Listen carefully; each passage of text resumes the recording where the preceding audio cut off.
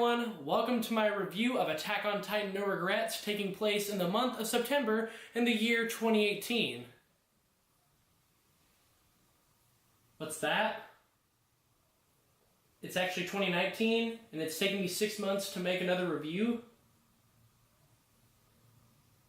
Oops. Well, I've just been informed that I completely forgot to do this review in 2018. I apologize for that.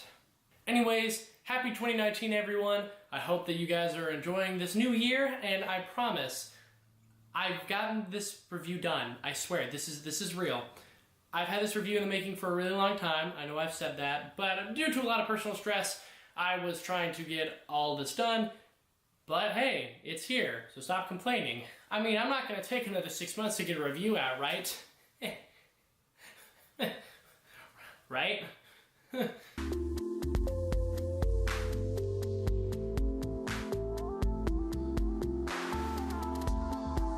So the year is 844, with the humans sustaining life inside of the 3 massive walls that hold back the Titans, man-eating giants that have no mercy for any human beings. Many people live inside of these walls, including those residing in the innermost circle, the Royals. Those living there have everything from power, food, and all the comfort that they desire. But some people aren't that lucky. Below the surface exists the underground, those who are the less fortunate of humanity, living their lives in the garbage and dirt that rots underneath the natural land. Among those in the underground, 3 individuals have gained a nice set of equipment called vertical maneuvering gear, materials that only the scouting regiment have. These 3 individuals are named Levi, Ferland, and Isabel. Upon mastering the gear, higher-ups in the scouting regiment have chased down those 3 and gave them an option.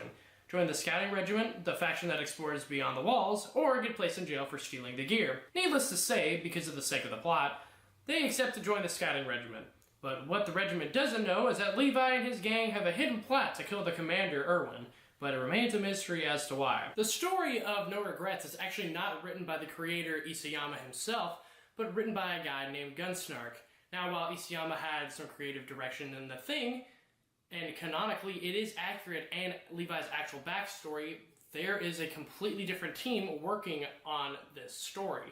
The thing about it is that Isayama didn't have to take the backseat to something huge, because it is only 8 chapters and it only consists of about 2 volumes. So in and of itself, it could have been 1 because of how many chapters there were, but I digress.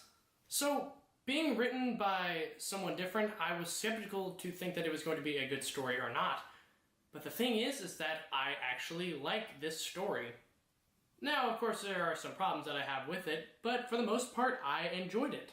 Now, the story itself isn't that creative, with a lot of this backstory suffering from the typical Attack on Titan background. Now, without getting into too many spoilers and details, the only thing that honestly makes this stand apart from your typical Attack on Titan backstory is the side plot of Levi wanting to kill Erwin.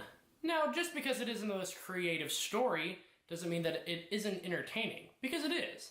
Although I wish that it could have had a little more substance, I still had a fun time reading this. It was interesting and filled with plenty of action to keep me looking to the next page. Now, a lot of Attack on Titan's backstories have similar layouts, but I typically find them to be interesting at the least. If I were to say anything incredibly negative about the story as a whole, I really couldn't tell you.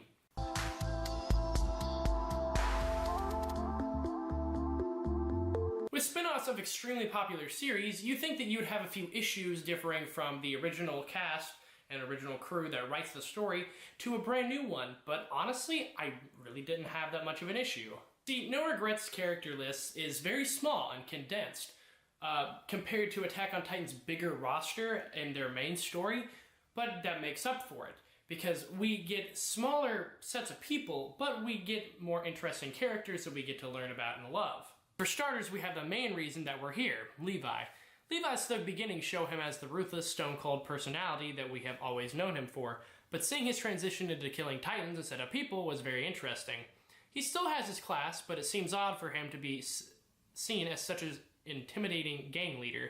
His character still shines as already lost his humanity and isn't afraid to kill, but now we see that he's always been this way. Levi definitely had his shining moments with his methodical planning and swift maneuvering, but some of his best moments is actually seeing that Levi cares for the people he wants around. In a series where one decision can mean life and death, an invincible man like Levi still has to determine what to do for the sake of his teammates. Now, I'm not a total fangirl for Levi, but I like his character, and he was done right in this origin story. Now we have Levi's friends, Isabel and Ferlin. Isabel is definitely the comic relief character, being the bubbly, hyperactive one that likes to see the bright side and excitement in every situation. Levi's essentially a big brother figure to Isabel, and she feels safe knowing that Levi's around.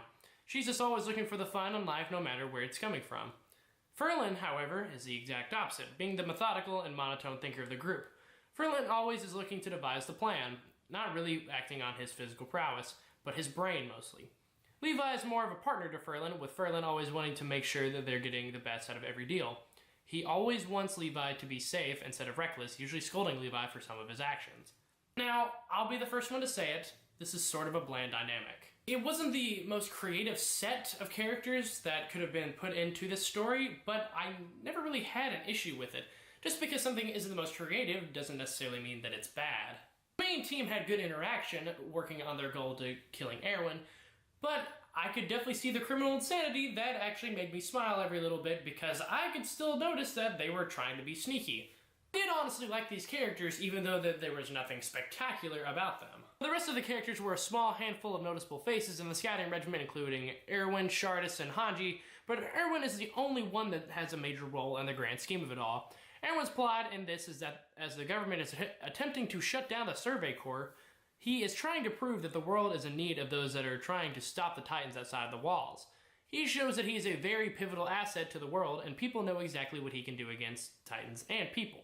The characters that honestly kept me fully entertained were Erwin and Levi, with their interactions being some of my favorite, and not just this backstory, but some of my favorites in Attack on Titan as a franchise as a whole. Levi's entire motivation was fun, and we actually got to see such an invincible man actually looking at what is necessary for him in this world, and he's actually looking out for his group of friends. Because we actually know that he cares for these people, even though he looks very intense and ready to kill anyone. See, Erwin didn't really change at all through this, but Levi's mindset definitely changed by the end of this backstory.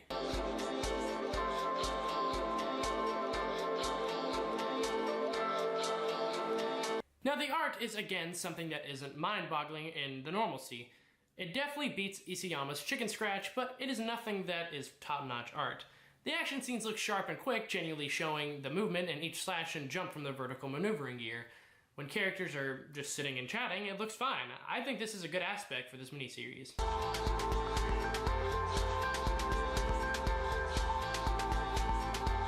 Now, I was going to go into more detail of the story, but due to its short length, I would rather have you guys go and read this on your own instead of me talking about the ending, so that way you guys have a little bit more substance to go off of. Because I do think that you guys should go give this a read, honestly. Sure, this is nothing spectacular, but if you're a fan of Levi, I definitely think you should go check out this backstory. However, if you're not really looking to anything spectacular, then maybe you don't have to absolutely check this out. It's a good read, but not necessary to get the full enjoyment of Attack on Titan. See, most fans will enjoy this, but it's also highly skippable due to Levi not really changing much, and also the lackluster story. I will say this though, the ending is probably the scene that you know of the most. If you've looked up his backstory at all, more than likely this is the scene that you have seen from it. You probably know what I'm talking about at this point, but I do say that is a very big highlight in this mini-story. I'm going to give Attack on Titan No Regrets a 6.7 out of 10. Now, I've read this for the third time now, and I will say that this is a score that I've stuck with for quite some time.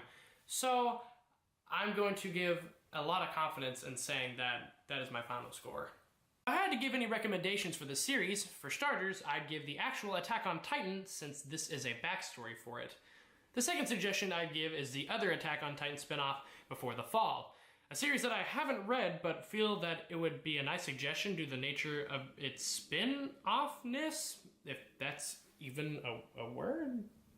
Now here's the thing, like I said earlier, this is only 2 volumes long, and since it's owned by Kodansha, you're gonna have to pay the extra $1 for your $10 manga, which equivalently makes this about $20 worth of book, but in all reality, these releases have some bonus features in it and a few backstories to it, but there's nothing that really sticks out to it. This is a pretty good standard release.